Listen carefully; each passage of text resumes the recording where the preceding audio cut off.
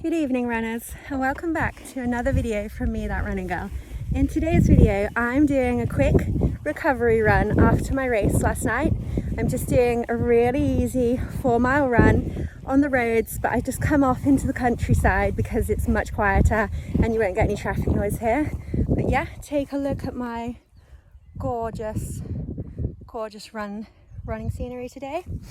Today's video is all about the 4 races that I have done in the last 9 days. Now you may be thinking, That Running Girl, that is crazy. Why have you done 4 races in 9 days? I'll tell you why.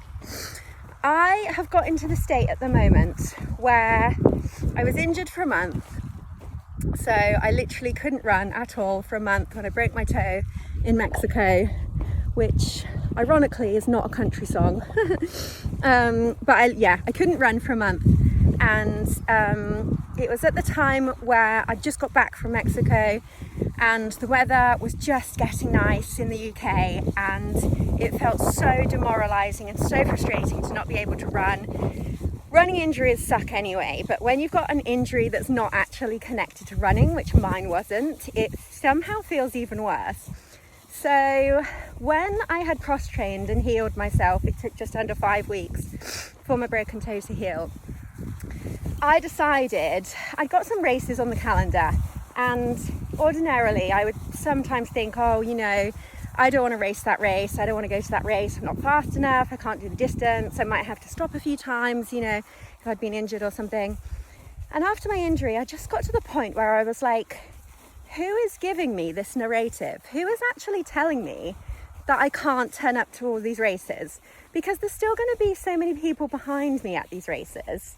So who's actually, other than, you know, the sort of race scene and people that would maybe be thinking, oh, you know, Katie used to run such better times. Oh, wow, look at this.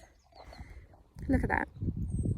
I was just thinking to myself, who's actually telling me that I can't turn up to these races, other than myself, and other than the pressures that I've put on myself, and other than the pressures that, you know, the running scene over the years has kind of conditioned me to think.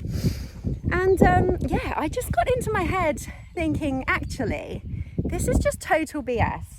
I love running, I love racing, it's summer, I'm gonna go out and do these races, even if I'm last, which obviously I wasn't. I was still doing, you know, just under 8-minute mile, and the one I did yesterday was just over 8-minute mile, but I had done, you know, 4 races in 10 days.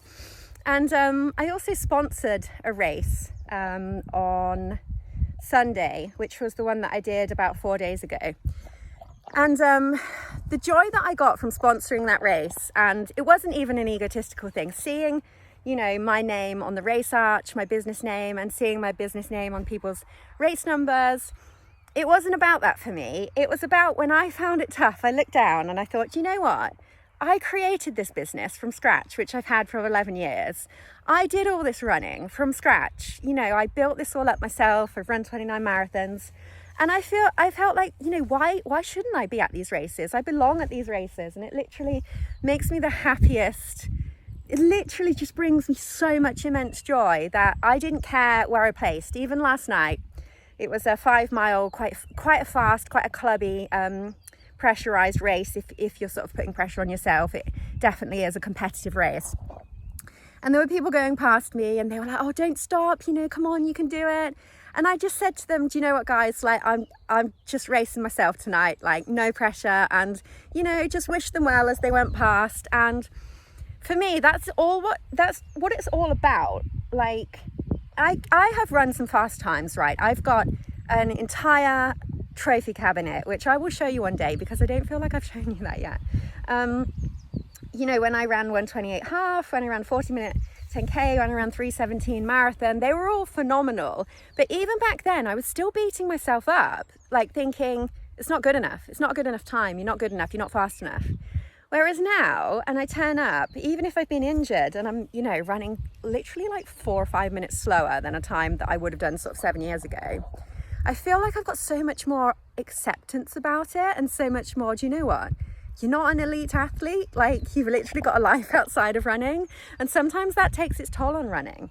You know, and sometimes running takes its toll on life, and it's just about how the two sync in equilibrium with each other, and how you're able to balance them and have, like, you know, enjoy both, all the different areas of your life, rather than just becoming like a running nut and just, you know, becoming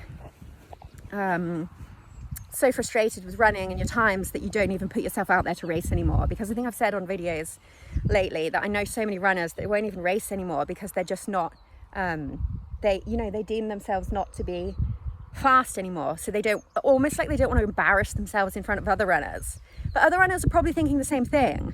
And also, if you think about it, if you didn't have runners in different segments, like different categories, if you didn't have the fast runners and the mid-pack runners and the runners at the back, you literally wouldn't have a race. So it takes all of those runners to turn up to have a race, and it takes, you know, sponsorship, and it takes people volunteering and marshalling, and it's the beautiful culmination and everything coming together which makes running and the racing scene. So yeah, those are just my thoughts on my sunny run about my 4 races in 10 days.